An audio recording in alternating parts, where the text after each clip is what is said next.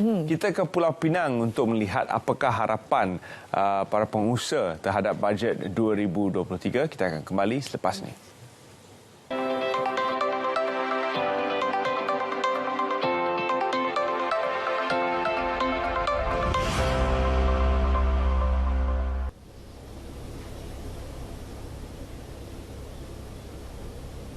Baiklah, terima kasih rakan penyampai yang kesapuri. Selamat pagi dan salam keluarga Malaysia. Bajet 2023 akan dibentangkan pada 7 Oktober ini.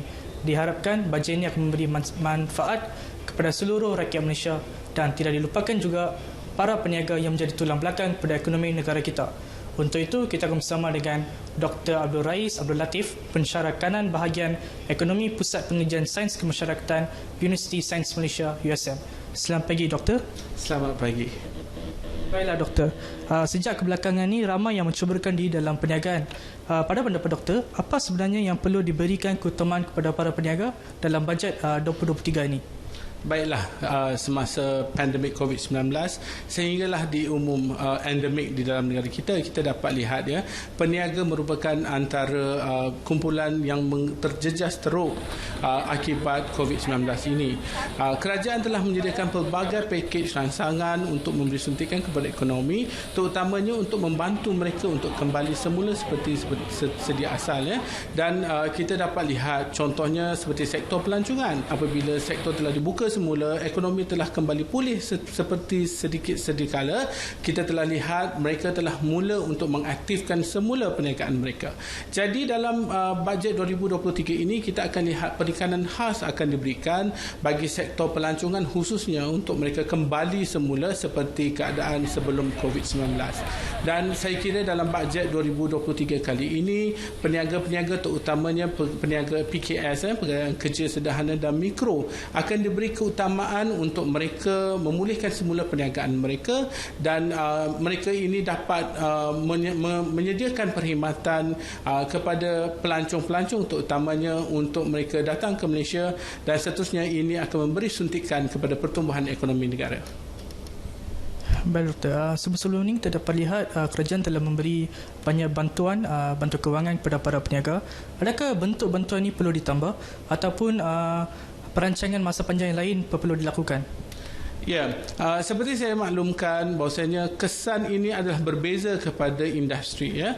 Saya kira bagi fasa pemulihan ini untuk memastikan smoothness fasa pemulihan ini, maka kerajaan seharusnya menambah baik skim bantuan ini secara bersasar, iaitu melihat kepada sektor yang amat memerlukan dan jenis perniagaan yang memang memerlukan tekanan khusus untuk mereka kembali semula dalam mengaktifkan aktiviti ekonomi negara.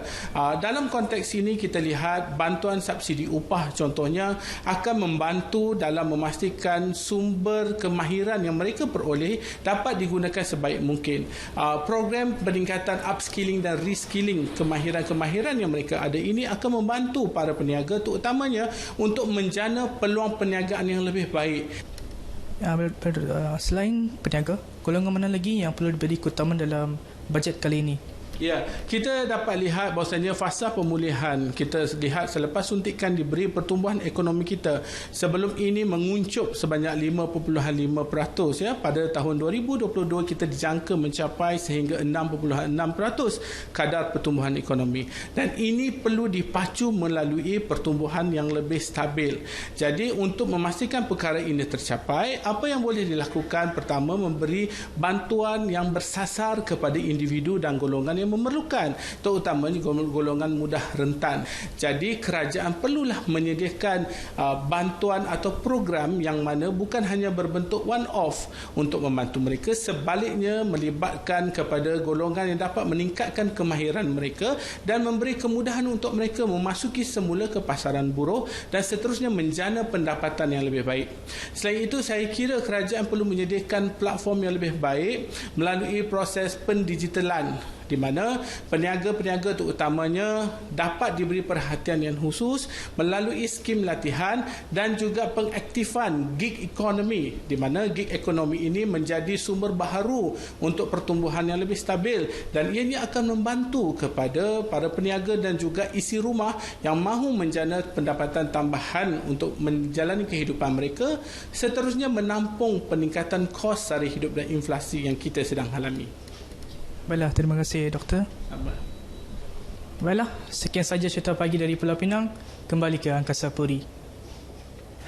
Kembali bersama kami di studio, dan itu cerita Penang. Memang sedap lah kita cuci mata sikit dengan makanan-makanan dekat sana, pasambuk semua. Tapi sekarang ni kita akan bercerita tentang